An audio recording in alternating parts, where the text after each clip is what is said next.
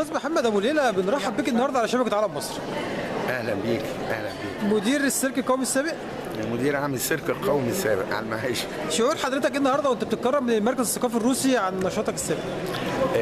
هو بالنسبه لي ده يعني حاجه مميزه، لان روسيا انا بعتبرها بلدي الثانيه فعلا، مش كلام، دي حقيقه وانا عشت فيها ولي علاقات ضخمه جدا بيها، وما زالت العلاقات مستمره لحد دلوقتي. وانا عضو في الجمعيه بتاع خريجي الجامعات السوفيتيه، ودرست هناك وعشت هناك ولسه راجع السنه اللي فاتت من هناك. يعني في ود كبير جدا، والحمد لله قدرت اعمل اتصالات ما بين الفنانين الروس في مجال السيرك والسيركات في دول الخليج وفي مصر هنا. في تشابه كبير بين السيرك المصري والسيرك الروسي؟ هي اصلا مدرسه السيرك المصري هي اساسها روسي. بس للاسف طبعا احنا ما استمرناش. يعني احنا وصلنا في السبعينات كنا من اقوى 5 شركات في العالم.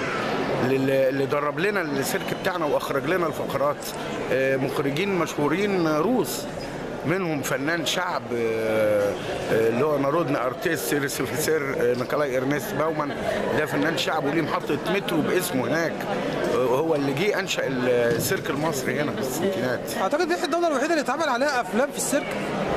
لا، هو مجال السيرك اتعمل عليه افلام في كل حته، حتى في امريكا اتعمل عليه وفي روسيا اتعمل عليه. هو مجال خصب ومجال حلو، حياه كويسه، يعني حياه غريبه يعني شويه. ليه السيرك المصري بدا يتراجع؟ اسال الوزاره بقى. من وجهه نظر سيادتك. ما هو عدم الاهتمام حضرتك. هي اي حاجه الاداره اهتمت يبقى الحاجه بتنجح، الاداره اهملت وكده خلاص.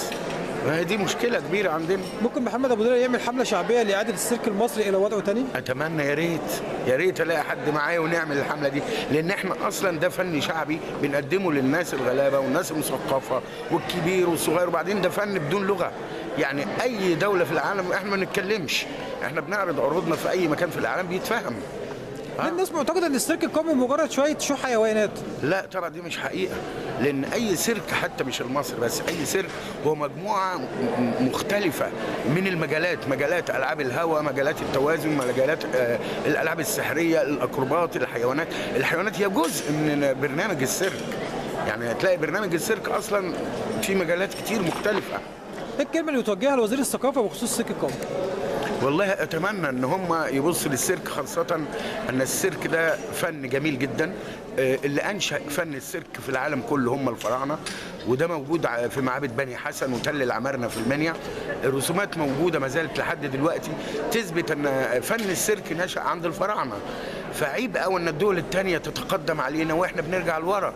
وبعد خاصة أن فن السيرك أصلا بيغطي تكلفته. يعني السيرك مش حمل على وزارة الثقافة، هو بيغطي ده ممكن يكون مصدر دخل كمان لوزارة الثقافة. وممكن يكون مصدر دخل لو تم الاهتمام بيه. فأنا أتمنى طبعا، واحنا بنتمنى معاك وبنشكرك على اللقاء الجميل دوت، وشكرا جدا لحضرتك ومبروك التكريم. الله يخليك يا رب. الله يسلمك، شاكرين قوي. الله يسلمك.